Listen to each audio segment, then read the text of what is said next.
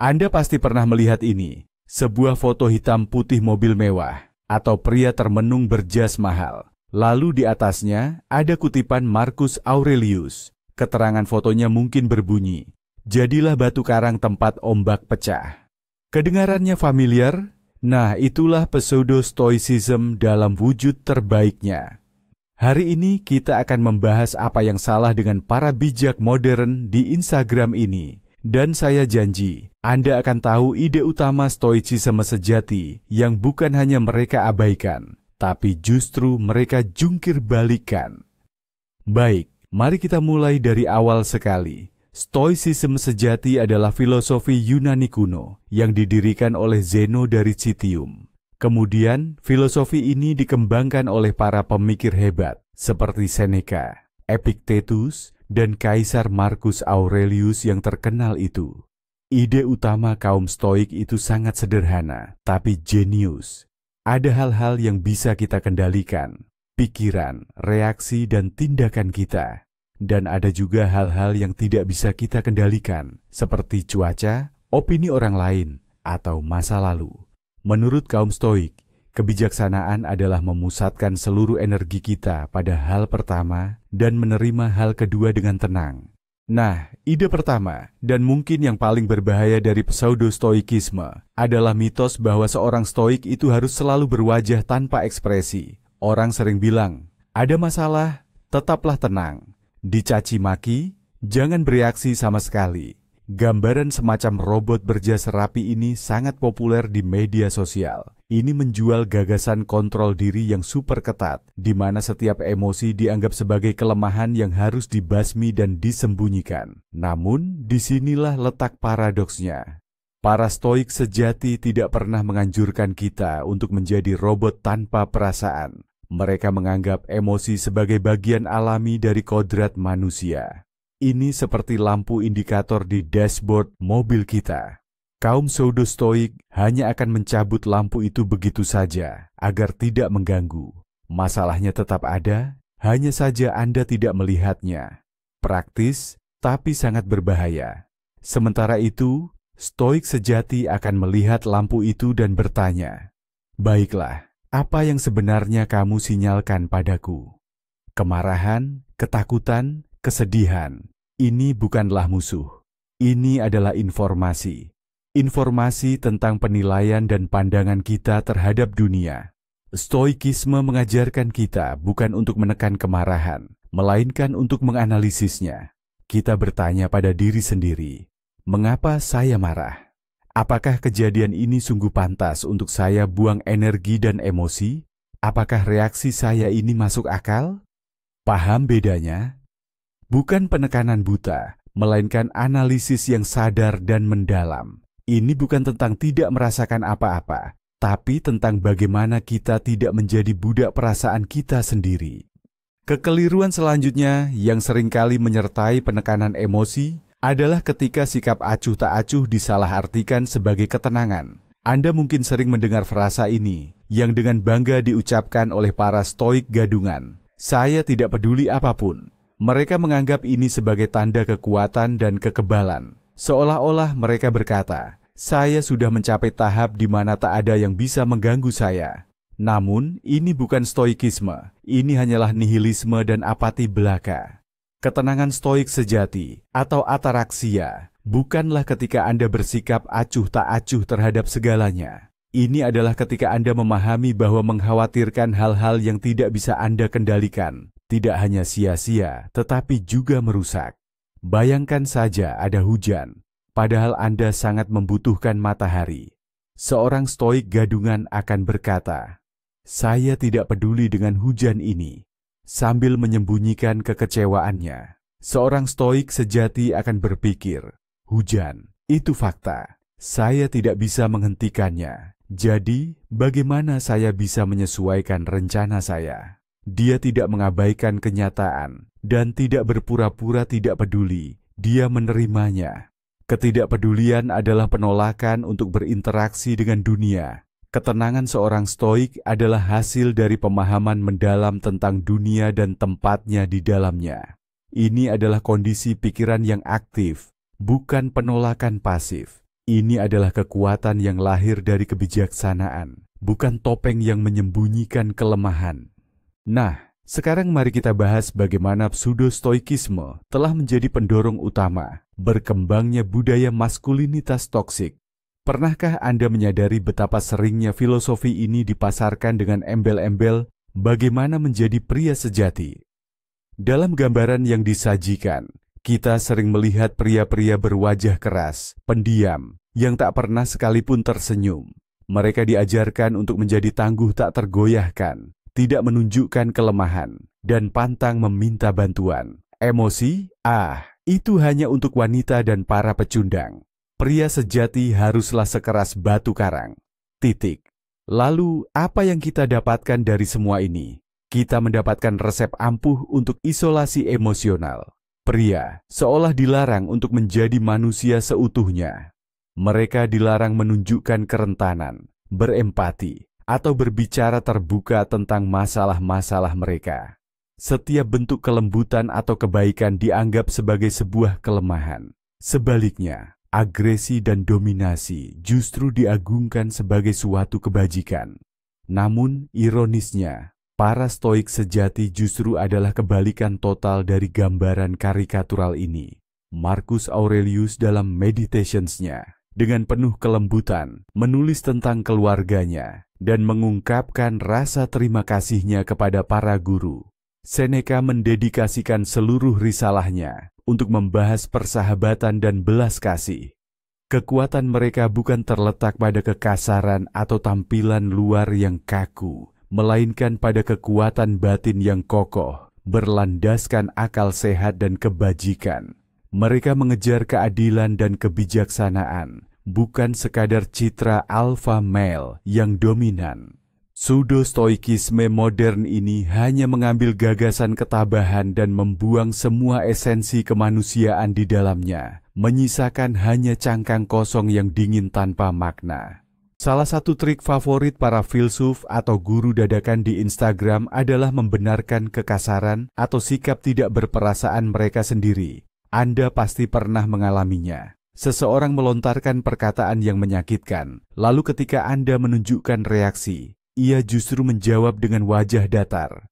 Saya hanya mengatakan yang sebenarnya. Ini adalah ketegasan stoik.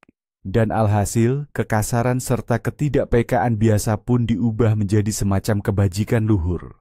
Orang semacam ini sungguh percaya bahwa ia bukan seorang kurang ajar, melainkan pembawa kebenaran yang pahit namun esensial. Ia melihat dirinya bagaikan seorang ahli bedah yang memotong tanpa keraguan atau belas kasihan. Namun, ia lupa bahwa ahli bedah sejati bekerja demi kebaikan pasien, bukan untuk memuaskan egonya atau memamerkan betapa lihainya ia menggunakan pisau bedah. Stoikisme sejati tidak pernah menjadi izin untuk bersikap kejam. Memang, para stoik menghargai kebenaran. Namun, mereka menghargainya dalam konteks 4 kebajikan utama: kebijaksanaan, keadilan, keberanian, dan moderasi. Sebelum mengucapkan sesuatu, seorang stoik sejati akan bertanya pada dirinya, apakah ini adil? Akankah ini membantu orang lain? Jangan-jangan keinginan saya untuk menyampaikan kebenaran ini hanya didorong oleh kesombongan? Sedangkan pseudo-stoik, ia menggunakan kebenaran sebagai gada. Ia memukulkannya begitu saja, menikmati kejujuran semuanya, tanpa memikirkan sedikit pun konsekuensinya. Dan ini dia satu lagi sosok populer di dunia Instagram kita, si serigala penyendiri. Dia hanya mengandalkan dirinya sendiri. Dia tidak percaya siapapun dan tidak bergantung pada siapapun. Dunia ini adalah hutan rimba, dan yang terkuatlah yang akan bertahan. Bagi dia, orang lain hanyalah saingan atau sumber daya. Dan filosofi egois ini pun seringkali dibungkus dengan narasi stoikisme. Konon, seorang bijak sejati itu sangat mandiri, sampai-sampai tidak membutuhkan siapapun. Namun, jika kita menelaah karya-karya para filsuf Stoa sejati, kita akan menemukan gambaran yang benar-benar meruntuhkan citra tersebut. Menurut mereka, manusia secara alami adalah makhluk sosial. Sebagaimana lebah tidak bisa hidup di luar sarangnya, demikian pula manusia tidak bisa mengembangkan kodratnya terpisah dari masyarakat. Mereka percaya bahwa salah satu tujuan utama hidup yang bajik adalah melayani masyarakat dan memenuhi kewajiban. Menjadi anak yang baik, ayah yang baik, teman yang baik, warga negara yang baik, itulah esensi bagi seorang filsuf Stoa. Kaisar Marcus Aurelius terus-menerus mengingatkan dirinya akan tanggung jawabnya terhadap kekaisaran Romawi. Epictetus, seorang mantan budak, mengajarkan bahwa kita semua adalah aktor dalam drama ilahi, dan tugas kita adalah memerankan peran kita dengan sebaik-baiknya, apapun peran itu. Mereka adalah para kosmopolitan pertama, menganggap diri mereka warga negara bukan hanya satu kota, tetapi seluruh dunia. Maka, sementara pseudo-stoa membangun benteng di sekeliling dirinya untuk mengisolasi diri dari dunia, seorang filsuf stoa sejati justru memikirkan bagaimana membuat dunia ini menjadi tempat yang lebih baik untuk semua orang. Tentu saja, pembahasan tentang pseudo-stoicisme tidak akan lengkap tanpa kutipan yang diambil di luar konteks. Ini adalah senjata utama mereka. Mereka mengambil sebuah pemikiran mendalam dan kompleks dari seorang filsuf besar, memotong beberapa baris darinya, lalu menempelkan baris-baris itu pada gambar mobil mewah atau singa. Pada akhirnya, kutipan tersebut mulai melayani tujuan yang justru berlawanan dengan apa yang dimaksudkan oleh penulis aslinya. Sebagai contoh, frasa terkenal dari Epictetus, "Bukan hal-hal itu sendiri yang mengganggu manusia, melainkan pendapat mereka tentang hal-hal tersebut." Dalam konteks stoicisme ala Instagram, frasa ini ditafsirkan sebagai, "Kamu merasa tersinggung, itu masalahmu, cukup ubah pandanganmu." Ini digunakan untuk meremehkan perasaan orang lain dan mengalihkan tanggung jawab. Seolah-olah, jika kamu merasa tidak enak, kamulah yang bersalah karena memilih untuk berpikir seperti itu. Namun, Epictetus sebenarnya berbicara tentang hal yang sama sekali berbeda. Ia mengajarkan kita untuk bertanggung jawab atas apa yang bisa kita kendalikan, yaitu penilaian kita. Ia tidak menyerukan sikap acuh tak acuh terhadap penderitaan orang lain. Ia berbicara tentang upaya perbaikan diri. Ini adalah alat untuk introspeksi diri, bukan senjata untuk menyerang orang lain. Para pseudo-stoik mengubah alat-alat psikologis yang halus menjadi slogan-slogan kasar. Mereka mengambil kebijaksanaan, membersihkannya dari kompleksitas dan nuansa, dan menghasilkan produk yang nyaman, tetapi sama sekali tidak berguna, bahkan terkadang berbahaya. Sekarang mari kita selami sebuah topik yang secara gamblang memperlihatkan betapa absurdnya stoikisme semu, fokusnya pada kesuksesan lahiriah. Aneh bukan? Bagaimana ini bisa selaras dengan filosofi yang justru mengajarkan kita untuk memandang rendah kekayaan, ketenaran, dan status? Bukankah para stoik menganggap semua itu indiferen, artinya tidak penting bagi kebahagiaan sejati dan kebajikan? Seorang bijak bisa saja seorang kaisar atau seorang budak, dan kebajikannya tidak akan berubah sedikit pun karenanya. Namun, tengoklah lini masa para insta-stoik ini. Apa yang Anda temukan di sana? Jam tangan mewah, mobil-mobil mahal, tubuh bugar, proyek bisnis yang sukses. Tiba-tiba stoikisme berubah menjadi alat untuk meraih kekayaan materi. Ia bertransformasi menjadi semacam sistem coaching motivasi bagi mereka yang ingin meraup jutaan, mendapatkan tubuh ideal, atau menjadi tak terkalahkan dalam negosiasi. Kutipan-kutipan dari Marcus Aurelius yang hidup dalam kesederhanaan dan terus-menerus bergumul dengan godaan kekuasaan, kini digunakan untuk memacu Anda membeli iPhone terbaru atau mengikuti pelatihan mahal. Ini adalah pembalikan total nilai-nilai stoik. Para stoik mengajarkan bahwa kekayaan dan kemiskinan sama-sama tidak penting bagi harmoni batin. Sementara para stoik semu mengatakan, jadilah seorang stoik dan kamu akan kaya raya. Ini bukan hanya sebuah penyimpangan, ini adalah pembalikan total, benar-benar menunggang balikkan seluruh filosofi tersebut. Satu lagi nasihat yang sangat populer, namun justru sangat merugikan, yang sering muncul dari pemahaman filosofi ini adalah ungkapan, "Cukup kuat saja." Kedengarannya memang bagus dan menyemangati, bukan? Tapi pada kenyataannya, ini adalah salah satu nasihat paling beracun yang bisa kita berikan kepada seseorang yang sedang menghadapi masa sulit. Ketika seseorang mengatakan kepada Anda, "Cukup kuat saja," pada dasarnya mereka sedang mengecilkan atau bahkan menafikan semua perasaan dan pengalaman Anda. Bayangkan Anda patah kaki, lalu ada yang bilang, "Cukup kuat saja, terus jalan." Absurd, bukan? Ketidakmasukakalan yang sama persis terjadi ketika kita berbicara tentang rasa sakit emosional atau batin. Ungkapan ini tidak menawarkan solusi nyata, tidak memberikan alat atau cara untuk mengatasi masalah. Ungkapan ini hanya membebankan tugas yang mustahil kepada Anda dan membuat Anda merasa bersalah jika tidak mampu melakukannya. Ini menciptakan persepsi keliru bahwa setiap masalah hanyalah soal kekuatan tekad. Seolah-olah jika Anda merasa tidak baik-baik saja atau terpuruk, itu berarti Anda belum cukup kuat. Pendekatan seperti ini menghalangi orang untuk mengakui kerapuhan mereka, menghalangi mereka untuk mencari bantuan dari teman, keluarga, atau para profesional.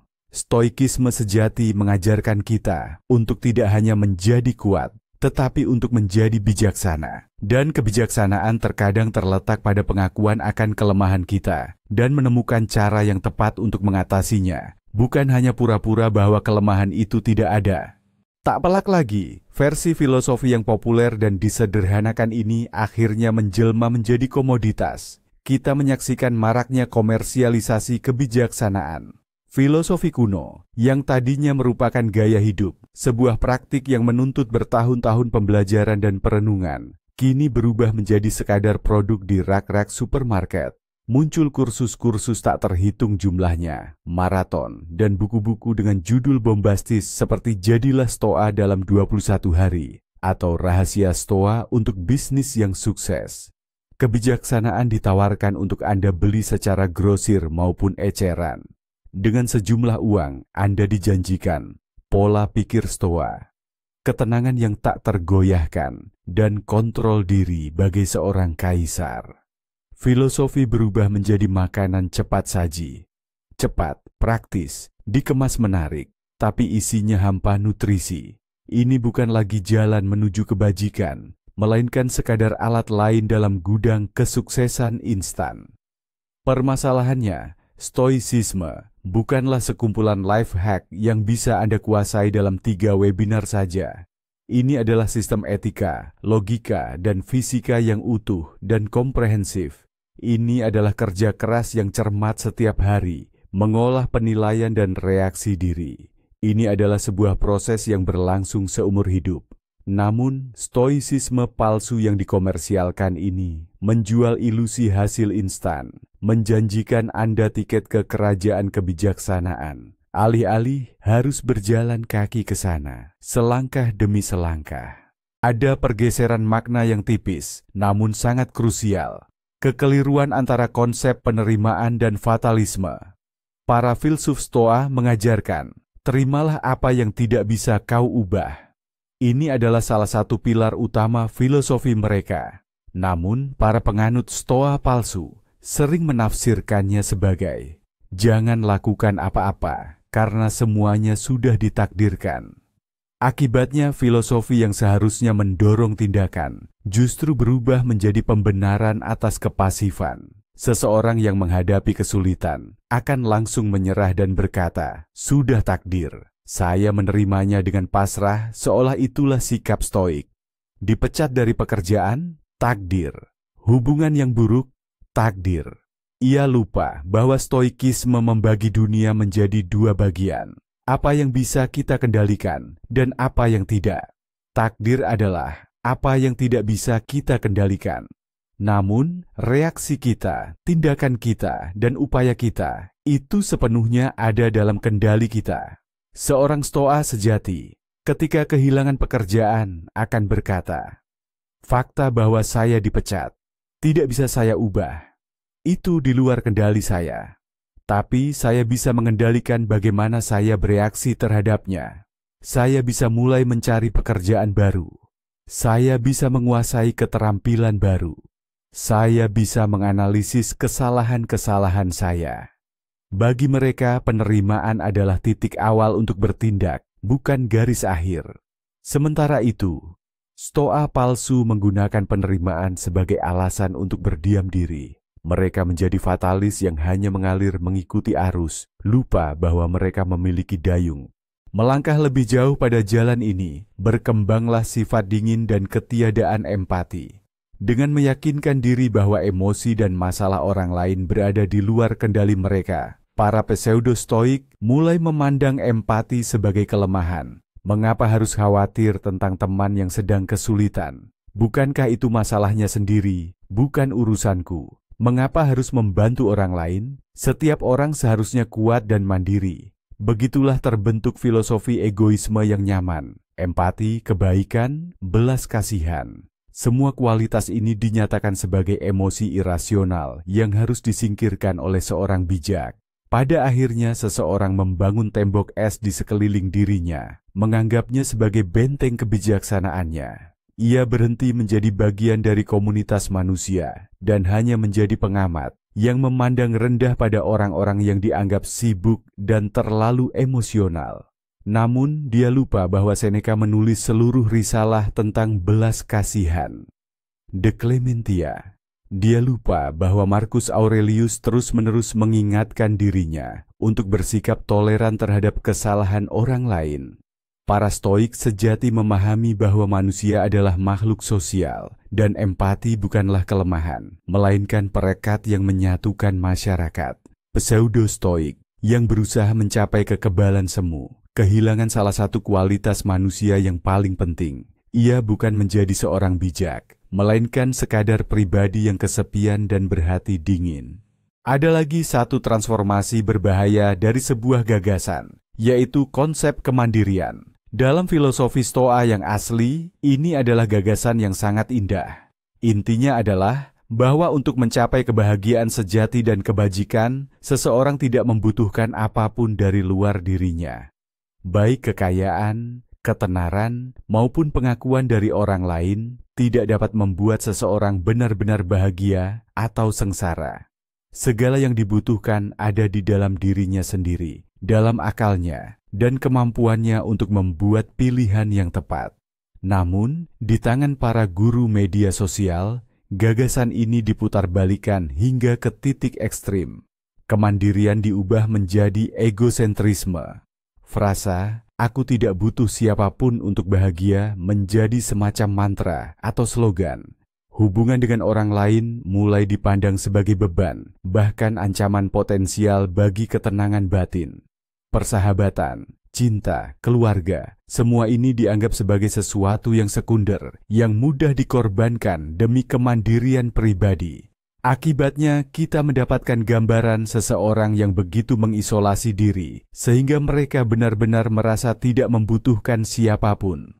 Tapi ini bukan kekuatan, ini adalah sebuah tragedi. Para Stoa sejati, meskipun mandiri, bukanlah orang-orang penyendiri. Mereka menghargai persahabatan, mencintai keluarga mereka, dan melayani masyarakat. Kemandirian mereka adalah fondasi yang memungkinkan mereka membangun hubungan sehat dengan dunia, bukan tembok yang mengurung mereka dari dunia. Sebaliknya, pseudo-stoa membangun tembok itu, dan akhirnya mereka sendirian, menghadapi kekuatan semu mereka di sebuah ruangan kosong. Pada dasarnya, semua masalah ini berakar pada penyederhanaan yang luar biasa. Bayangkan sebuah mekanisme jam yang rumit, dengan ratusan roda gigi, par dan penyeimbang, yang telah diciptakan oleh para ahli pembuat jam terbaik selama berabad-abad. Dan sekarang, bayangkan ada seseorang yang mengambil mekanisme itu, membuang 99% bagiannya, hanya menyisakan 2 roda gigi terbesar, lalu berkata, "Ini jamnya, cukup putar saja." Kurang lebih hal yang sama juga terjadi pada filsafat Stoa. Sebuah sistem etika, logika, dan fisika yang rumit dan berlapis-lapis, yang telah dipelajari dan dipraktikkan oleh para filsuf selama bertahun-tahun, kini telah diperas menjadi 5 hingga 7 aturan sederhana untuk unggahan di media sosial.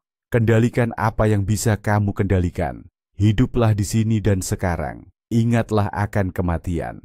Gagasan-gagasan ini tentu saja penting. Namun ketika dilepaskan dari konteksnya yang lebih luas, mereka kehilangan kedalamannya dan hanya menjadi slogan-slogan klise. Ini seperti mencoba memahami seluruh kerumitan novel perang dan damai hanya dengan membaca ringkasannya yang setebal 2 halaman. Anda seolah-olah tahu jalan ceritanya, tetapi Anda melewatkan semua psikologi, semua nuansa, dan semua kejeniusan penulisnya. Pseudo-stoikisme menawarkan kepada kita ringkasan yang persis seperti itu. Ia memberikan jawaban mudah untuk pertanyaan-pertanyaan rumit, menciptakan ilusi pemahaman. Namun, ilusi ini justru menghalangi kita untuk memulai perjalanan yang sesungguhnya dan mengenal filsafat yang otentik, mendalam, dan benar-benar mengubah hidup. Terkadang pseudo-stoikisme bukan lagi sekadar filosofi, melainkan senjata ampuh dalam sebuah perdebatan. Seseorang yang berbekal frasa-frasa bombastis dan trik logika menggunakannya bukan untuk pengembangan diri, melainkan untuk mendominasi lawan bicaranya. Ia mengambil posisi sebagai seorang bijak yang tenang dan tak tergoyahkan, seolah-olah berada di atas segala gejolak emosi. Setiap argumenmu yang didasari emosi, dengan mudah ia tangkis dengan kalimat, "Itu hanya penilaianmu, bukan realitas yang sebenarnya." Ia menuduhmu irasional, bahwa kamu terbawa oleh nafsu atau emosi belaka. Ia juga kerap menggunakan apa yang disebut dikotomi kendali stoa untuk meremehkan perasaanmu. Kamu mengkhawatirkan sesuatu yang berada di luar kendalimu. Itu tidak rasional. Alhasil, diskusi biasa pun berubah menjadi permainan psikologis. Tujuan orang seperti ini bukanlah mencari kebenaran, melainkan untuk membuktikan superioritasnya. Ia memanfaatkan filosofi sebagai perisai untuk menutupi rasa tidak amannya sendiri dan sebagai pedang untuk membuat lawannya merasa bodoh serta tidak stabil secara emosional. Ini jelas bertentangan dengan semangat Stoa yang sejati, yang memandang dialog dan logika sebagai alat untuk mencari kebenaran bersama, bukan sebagai cara untuk merendahkan orang lain dan meninggikan diri sendiri demi ego. Kesalahan mendasar lainnya adalah menciptakan ilusi kendali penuh atas hidup. Para pseudo-stoik begitu fokus pada bagian pertama prinsip terkenal itu, kendali apa yang bisa kamu kendalikan, sehingga mereka hampir sepenuhnya melupakan bagian kedua yang tak kalah penting. Dan terimalah apa yang tidak bisa kamu kendalikan. Dalam pandangan mereka, hampir segalanya bisa dikendalikan, asalkan seseorang sudah cukup mumpuni atau terlatih.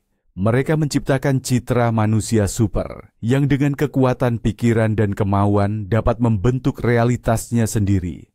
Penyakit, kegagalan, krisis ekonomi, bahkan kematian, semua ini disajikan sebagai semacam tantangan yang harus diatasi oleh seorang stoik berjiwa kuat. Dan jika ada sesuatu yang tidak berhasil, itu berarti ia kurang berusaha atau tidak cukup disiplin. Ini menimbulkan rasa bersalah dan kecemasan yang luar biasa. Seseorang mulai percaya bahwa ia bertanggung jawab penuh atas segala sesuatu yang terjadi dalam hidupnya. Namun, itu tidak benar. Hidup ini penuh dengan ketidakpastian, kekacauan, dan hal-hal yang sama sekali di luar kendali kita.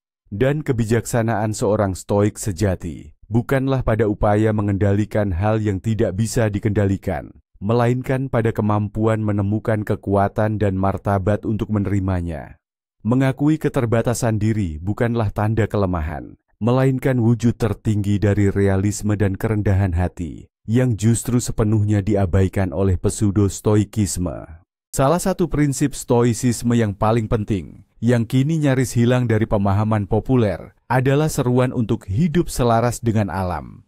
Mendengar ini, orang modern mungkin membayangkan berjalan-jalan di hutan, atau hidup jauh dari hiruk-pikuk kota. Namun, bagi para Stoa, konsep ini memiliki makna yang jauh lebih dalam. Bagi mereka, alam pertama-tama merujuk pada kosmos yang rasional dan teratur. Hidup selaras dengannya berarti memahami hukum alam semesta dan tempat kita di dalamnya. Kedua, dan ini yang terpenting, mereka berbicara tentang sifat dasar manusia. Bagaimana sifat dasar kita? Kita adalah makhluk yang rasional dan sosial. Oleh karena itu, hidup selaras dengan alam berarti menggunakan akal budi kita untuk mencapai kebajikan, serta hidup harmonis dengan sesama, menjalankan kewajiban sosial kita. Pseudo-stoicisme sama sekali mengabaikan aspek ini. Fokusnya beralih pada kesuksesan individu, membangun benteng pribadi, dan isolasi diri. Ia melupakan bahwa bagi seorang stoa sejati, menjadi manusia berarti menjadi bagian dari kemanusiaan. Kebajikan tidak bisa egois. Ia termanifestasi dalam hubungan kita dengan sesama, dalam keadilan, kebaikan, dan kejujuran. Dengan mengabaikan prinsip fundamental ini, pseudo-stoicisme mencabut jantung filosofi, hanya menyisakan kerangka aturan tentang pengendalian diri. Satu lagi prinsip yang dipegang teguh oleh para stoikus Instagram adalah keengganan untuk menunjukkan kerentanan. Dalam pandangan mereka, kerentanan adalah sinonim dari kelemahan. Mengakui kesalahan, meminta bantuan, atau menunjukkan perasaan yang sebenarnya. Semua itu dianggap sebagai manifestasi karakter yang tidak pantas bagi seorang bijak sejati. Seorang stoikus haruslah laksana benteng yang tak tergoyahkan, selalu kuat, selalu percaya diri, dan selalu benar. Namun, jika kita menengok catatan pribadi para stoikus sejati, kita akan menemukan gambaran yang sama sekali berbeda. Marcus Aurelius dalam Meditations-nya terus-menerus menganalisis kekurangannya. Ia meragukan dirinya, ia berjuang melawan kelemahannya. Seneca dalam surat-surat moral kepada Lucilius-nya menulis tentang ketakutan akan kematian, kepahitan kehilangan, dan kesalahannya sendiri. Ia tidak berpura-pura menjadi manusia super. Sebaliknya, ia mengakui kerapuhan manusiawinya. Justru disinilah letak kekuatan sejati. Kekuatan bukan pada berpura-pura tak terkalahkan. Kekuatan terletak pada mengetahui kelemahan diri dan berusaha memperbaikinya. Kekuatan adalah memiliki keberanian untuk jujur pada diri sendiri dan pada orang lain. Pseudo-stoikisme mengajak kita memakai topeng ketangguhan. Stoikisme sejati mengajarkan kita untuk memiliki keberanian melepaskan topeng itu dan menerima diri apa adanya. Tidak sempurna, rentan, namun bertekad untuk menjadi lebih baik. Nah, disinilah kita sampai pada perbedaan mendasar. Bagi para filsuf Instagram, stoicisme hanyalah kata benda. Ini adalah label yang bisa dipasang pada diri sendiri. Saya seorang stoa. Ini adalah citra, pencitraan topeng indah yang bisa dikenakan untuk foto di media sosial. Ia berfoto dengan buku, filsafat tebal, mengunggah kutipan bijak, dan baginya, stoicismenya sudah selesai untuk hari itu. Namun bagi seorang filsuf sejati, stoicisme adalah kata kerja. Ini adalah praktik harian, bahkan setiap jam. Kita tidak bisa hanya menjadi seorang stoa. Kita hanya bisa mempraktikkan stoicisme. Ini seperti perbedaan antara orang yang membeli pakaian olahraga mahal dan bersuah foto di gym, dengan atlet sejati yang setiap hari, dalam cuaca apapun, tetap keluar untuk berlatih. Praktik yang sesungguhnya adalah merenungkan hari yang akan datang di pagi hari. Ini adalah analisis diri di malam hari tentang tindakan-tindakan kita. Di mana aku bertindak tidak bijaksana? Di mana aku menyerah pada amarah? Di mana aku bisa menunjukkan lebih banyak empati? Ini adalah pengamatan konstan terhadap pikiran kita saat terjebak macet, mengantre, atau berargumen dengan atasan. Ini adalah pekerjaan batin yang rumit, tidak selalu menyenangkan, dan tak ada seorang pun yang melihatnya. Pseudo-stoicisme hanyalah etalase yang cantik. Stoicisme sejati adalah apa yang terjadi di balik etalase itu, di dalam bengkelnya. Dan inilah yang membawa kita ke jantung filosofi itu sendiri, yaitu konsep yang telah dipelintir dan disalahpahami sedemikian rupa oleh mereka yang salah memahami filosofi Stoa, yakni tentang kebajikan. Tanyakan kepada guru di media sosial, apa itu kebajikan, dan kemungkinan besar mereka akan menggambarkan sosok yang kuat, tak tergoyahkan, sukses, dan kebal secara emosional. Bagi mereka, kebajikan adalah sekumpulan atribut lahiriah yang melambangkan kekuatan dan dominasi. Namun, bagi kaum Stoa sejati, kebajikan adalah satu-satunya kebaikan sejati, dan ia terdiri dari 4 kualitas spesifik. Yang pertama adalah kebijaksanaan. Kemampuan membedakan apa yang benar-benar baik, apa yang buruk, dan apa yang netral, tidak relevan secara moral. Kedua, keadilan, kejujuran, kebaikan hati, dan pemenuhan tanggung jawab kita terhadap sesama. Ketiga, keberanian, kemampuan bertindak benar dalam menghadapi bahaya, rasa sakit, atau ketakutan dengan didasari akal sehat, bukan impulsivitas atau kenekatan. Dan keempat, moderasi atau kanon pengendalian diri. Kemampuan untuk menginginkan dan melakukan segala sesuatu secara tepat, menghindari segala bentuk ekstrim. Anda bisa melihat betapa jauhnya jurang perbedaan ini. Stoikisme yang keliru mengajarkan bagaimana membangun ego yang kuat. Stoikisme sejati mengajarkan bagaimana membangun karakter yang baik. Ini bukan tentang menjadi keren atau tangguh. Ini tentang menjadi orang yang baik, bijaksana, adil, berani, dan terkendali. Dan ini mengubah segalanya secara fundamental. Dan akhirnya, kita sampai pada inti masalah, sebuah kesalahan mendasar yang menjadi akar dari semua kesalahpahaman lainnya. Pseudo-stoicisme ini pada dasarnya adalah filosofi isolasi.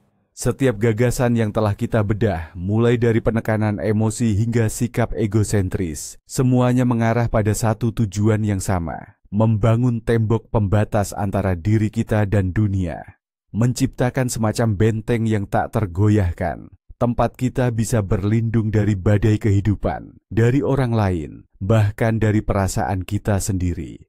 Seluruh gambaran tentang seorang pejuang yang menyendiri, yang seolah-olah harus melawan dunia yang kejam sendirian, adalah leitmotif utama dari Insta-Stoicisme. Filosofi ini mengajarkan untuk memisahkan diri, menjaga jarak, bahkan mengurung diri. Ia berkata, kamu adalah sebuah pulau, dan disinilah letak penipuan terbesarnya, sekaligus yang paling tragis. Padahal filosofi stoikisme yang sejati justru mengajarkan hal yang bertolak belakang. Apa yang para stoik kuno tempatkan sebagai inti dari ajaran mereka, para bijak modern ini tidak hanya mengabaikannya. Mereka bahkan takut akan hal itu. Nah, sekarang mari kita bahas momen paling penting dan mengejutkan. Sebuah fakta yang akan membongkar seluruh konsep stoicisme ala Instagram yang selama ini kita kenal. Para pseudo-stoik membangun filosofi mereka di atas gagasan detasemen, keegoisan, dan citra seorang pejuang tunggal yang melawan dunia. Tapi bagaimana jika saya memberitahu Anda bahwa stoicisme sejati adalah filosofi cinta? Ya, Anda tidak salah dengar. Salah satu konsep sentral stoicisme yang hampir tidak pernah dibahas di platform populer adalah oikeiosis. Ini bisa diterjemahkan sebagai keterlibatan atau kekerabatan. Kaum stoik percaya bahwa manusia pada dasarnya adalah makhluk sosial.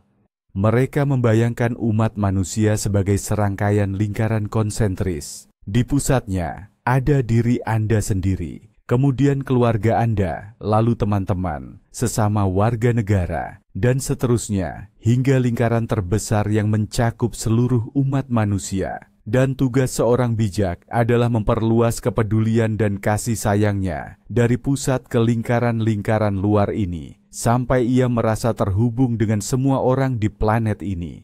Paham kan betapa drastisnya perputarannya? Filosofi yang hari ini dijual sebagai puji-pujian bagi individualisme ekstrim, sesungguhnya adalah ajaran tentang koneksi universal, empati, dan kewajiban terhadap kemanusiaan. Stoik sejati bukanlah batu yang dingin dan tak berperasaan, melainkan warga dunia yang berjuang untuk menjadikan dunia ini lebih baik. Jadi, lain kali Anda melihat kutipan Marcus Aurelius dengan latar belakang mobil sport, ingatlah ini. Stoicisme sejati bukanlah tentang membangun tembok ketidakpedulian dari dunia. Ini tentang membangun jembatan menuju orang lain. Terima kasih sudah menonton video ini sampai habis. Jika video ini membuat Anda berpikir atau Anda belajar sesuatu yang baru, silakan berikan like dan berlangganan channel ini agar tidak ketinggalan pembahasan baru lainnya. Sekarang sebuah pertanyaan untuk Anda. Tuliskan di kolom komentar, nasihat stoik paling aneh atau konyol apa yang pernah Anda temukan di internet. Mari kita diskusikan bersama.